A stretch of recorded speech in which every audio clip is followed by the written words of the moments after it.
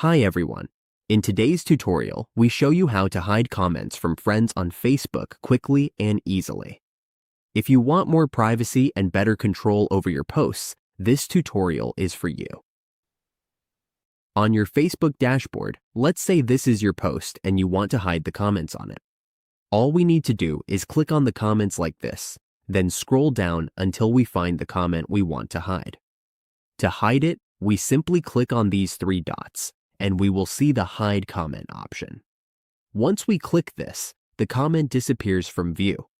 It is now hidden, as you can see. We can also unhide it at any time if we change our minds.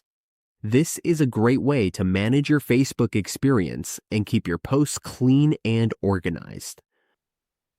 Let's now go through how to adjust your settings to hide unwanted comments and keep your social media more private. And that's it.